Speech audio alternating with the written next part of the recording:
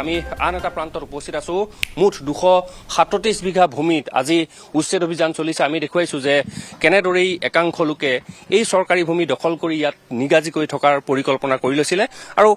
যদি চাই তেতিয়াহলে দেখি পাব যে এটা ঘৰ লগতে 4-5টা পুখুৰী খান্দি ইয়াতেই তেওঁলোকে জীৱন নিৰ্বাহ কৰাৰ পৰিকল্পনা কৰিছিল জিলা আয়ুক্তগৰাকী আছে তেওঁ পৰ্যবেক্ষণ কৰি আছে গোটেই বিষয়টো আমি কথা পতাৰ যত্ন কৰিম অভিযান চলি আছে বতৰ বেয়া যদিও সুন্দৰকৈ চলি আছে আমি কথা পাতিবলৈ চেষ্টা কৰিম হয় আমাৰ শান্তিপূৰ্ণভাৱে উচ্ছেদ অভিযান চলি আছে পুৱা 6 বজাৰ পৰা ইয়াত আমাৰ টোটেল 114টা আছিল ষ্ট্ৰাকচাৰ আৰু প্ৰায় 237 বিঘা মাটি আমি ক্লিয়াৰ কৰিব পাৰিম আজি সমাপ্ত হ'ব বুলি ভাবিছো অকমান কষ্ট হৈছে কাৰণ আপোনালোকে দেখিছে গোটেই অঞ্চলটো মানে সৰু সৰু শ পুখুৰী খান্দি মানে হেৰি কৰি পেলালে গোটেই জলাশয় টাইপ গতিকে সেই তাৰ পাৰে পাৰে জেচিবি গৈ ষ্ট্ৰাকচাৰ বিলাক ডিমলিছ কৰোঁতে অকমান সময় লৈছে হয় হয় তাৰ মাজতো চলি আছে 237 বিঘা ভূমি প্ৰায় 200 বিঘাই পুখুৰী বুলি ক'ব পাৰি হয় গোটেইখিনিয়ে পুখুৰী মাজে মাজে ঘৰবিলাক আছে ৰাস্তা নাই পুখুৰী পাৰবিলাকহে ৰাস্তা আৰু মোটামুটি তেওঁলোকে যেনেদৰে বসবাস কৰিছিল মৎস্য পালনৰ এটা উপায় অৱলম্বন কৰি গতিকে তেওঁলোকে ভূমি নীতিও কিছু উলংঘন কৰি আছিলে যথেষ্ট এইখিনি কাৰণ ভিজিয়াৰ মাটি আছিলে গোটেইখিনি খান্দি পেলালে জলাশয় কৰি পেলালে দেখিছে আপোনালোকে আজি দিনটোৰ ভিতৰতে শেষ হৈ যাব ধন্যবাদ জ্ঞাপন কৰিছো আৰু ইতিমধ্যে লখিমপুৰ জিলা আয়ুক্ত গৰাকীয়েও অভিযান চলাই আছে আৰক্ষী অধীক্ষক গৰাকীও আছে আমি কথা পতাৰ যত্ন কৰিছো উচ্ছেদ অভিযান যাতে শান্তিপূৰ্ণভাৱে হয় কোনোৱে যাতে বাধা দিব নোৱাৰে তাৰ বাবে আমি যথেষ্ট পৰিমাণে নিৰাপত্তাৰক্ষী মোতায়েন কৰিছোঁ আৰু শান্তিপূৰ্ণভাৱে চলি আছে আৰু যিকোনো ধৰণৰ পৰিস্থিতিৰ মোকাবিলা কৰিবলৈ আমি সাজু আছোঁ মানে এতিয়ালৈকে যেহেতু পিছফুলি সময় বাকী আছে হয় হয় হয় আজি শেষ হৈ যাব বৰষুণ তাৰ মাজতো কিন্তু সকলোৱে খুব সুন্দৰকৈ ৰাতিপুৱাৰ পৰা 6 বজাৰ পৰা কামত লাগি আছে যিহেতু আজি দিনটো ঠিক কৰা হৈছিল আয়োজনখিনি আজিৰ কাৰণে কৰা হৈছিল গতিকে বতৰ অকণমান কষ্ট হ'লেও আমি কৰিব লগা হৈছে চবেই ভালকৈ কষ্ট কৰি আছে আপোনালোকে দেখিছে বিশেষকৈ ভিতৰুৱা কিছুমান ঠাইত ঘৰ ষ্ট্ৰাকচাৰ আছে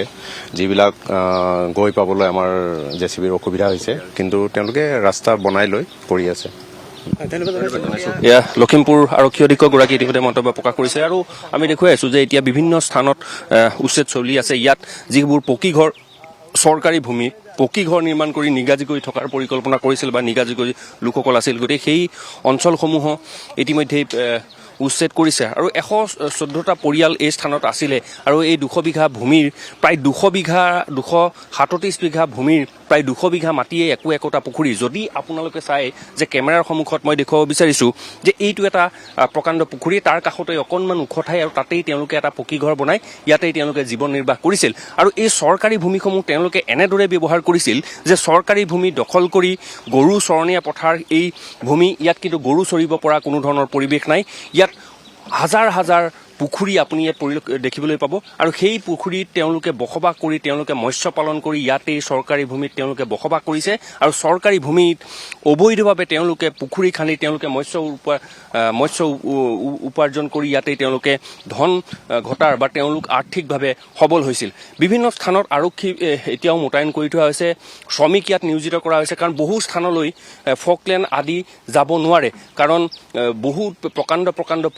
পুখুৰীৰ কাষে কাষে এটা সৰু সৰু আলি গতিকে সেই আলিয়েদি গৈ সেই পকা ঘৰসমূহ পাব লাগে গতিকে সেই তাত গৈ উপস্থিত হোৱাৰ কিছু পৰিমাণে অসুবিধাৰ সন্মুখীন হয় তথাপিও কিন্তু প্ৰশাসনে আজি দৃঢ় প্ৰতিজ্ঞ গতিকে দৃঢ় প্ৰতিজ্ঞ প্ৰশাসনে এই 237 বিঘা যি ভূমি সেই ভূমি তেওঁলোকে উচ্ছেদ চলাই আজিয়েই এই কাম তেওঁলোকে সমাপ্ত কৰিব বিচাৰিছে মই যদি দেখুৱাওঁ যে চিৰঞ্জীৱে দেখুৱাব যে এটা পথ আৰু এই পথেৰে গৈ কেইবাটাও পৰিয়ালৰ বাসগৃহ আছে এইটো পথ নহয় ই এটা লুংলুঙীয়া বাট আৰু তাৰ দুইফালে যদি চাই তেতিয়াহ'লে পুখুৰী এনেদৰে হাজাৰটা পুখুৰী আপোনালোকে ইয়াতে প্ৰত্যক্ষ কৰিব আৰু এই পুখুৰীসমূহত তেওঁলোকে মৎস্য উপাৰ্জন কৰি চৰকাৰী ভূমি দখল কৰি গৰু চৰণীয়া পথাৰ দখল কৰি এনেদৰেই বছৰ দিন তেওঁলোকে অৰ্থ উপাৰ্জন কৰিছিলে বছৰ দিন যিসকল লোক তেওঁলোকে চৰকাৰী ভূমি দখল কৰি বসবাস কৰিবলৈ লৈছিল আজিৰ দিনটোৰ ভিতৰতে লখিমপুৰ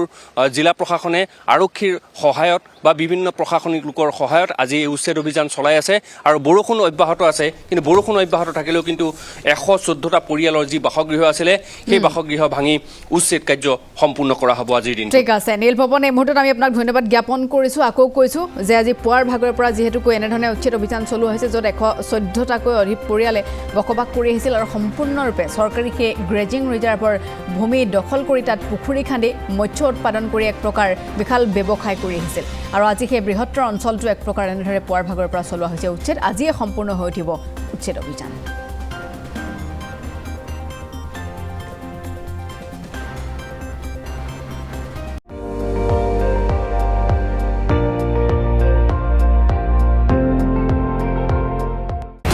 আপুনি চাই আছে ND24 সৰ্বশ্ৰেষ্ঠ নহয় সৰ্বোত্তমৰ দৌৰ